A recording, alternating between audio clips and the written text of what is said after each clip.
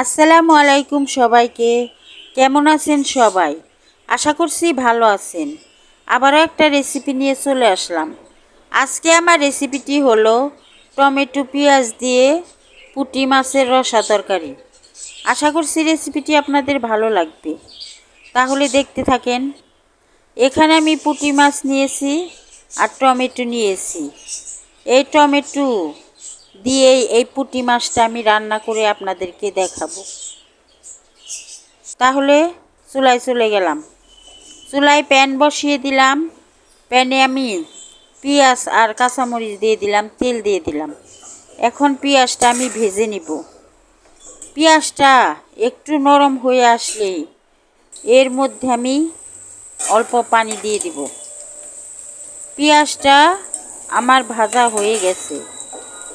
এখন এর মধ্যে আমি অল্প পানি দিয়ে দিলাম। স্বাদ মতো লবণ দিলাম। হলুদের গুঁড়া দিলাম আধা চামচ। লাল মরিচের গুঁড়া দিলাম আধা চামচের কম। ধনিয়ার গুঁড়া দিলাম আধা চামচের বেশি। 1 চামচ আদা রসুন বাটা দিয়ে দিলাম। এখন নেড়ে চেড়ে মশলাগুলা পানির সাথে মিশিয়ে নিলাম। এখন এর মধ্যে আমি মাছগুলা দিয়ে দিব একটা একটা করে।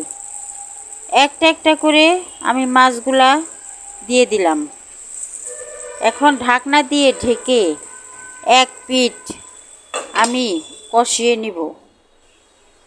মাছগুলা এক পিঠ আমার কষানো হয়েছে। এখন উল্টিয়ে দিব সবগুলা মাছই। উল্টা পিঠও ভালোভাবে কষিয়ে নিব। এখন আবারও ঢাকনা দিয়ে ঢেকে দিলাম। আবার কিছুক্ষণ কষানোর পর ঢাকনা তুলে মাছটাকে আমি পানি দিয়ে দিলাম ঝোলের জন্য। মাছটার মধ্যে পানি দেওয়ার পর একটু নেড়ে দিলাম। এখন এর মধ্যে আমি একটা একটা করে টমেটোর ফালিগুলা দিয়ে দিলাম। টমেটোর ফালি দেওয়ার পর আমি আবারও ঢাকনা দিয়ে ঢেকে দিলাম। আবারও কিছুক্ষণ রান্না করলাম।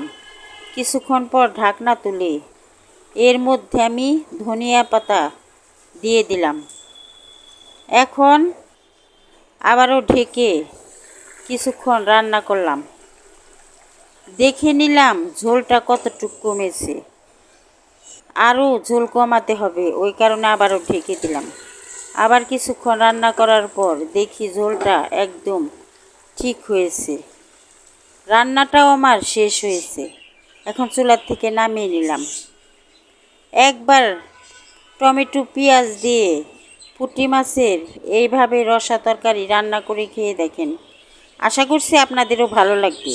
যদি আমার রেসিপিটি ভালো লাগে তাহলে আমাকে লাইক, কমেন্ট এবং সাবস্ক্রাইব করবেন। আল্লাহ হাফেজ।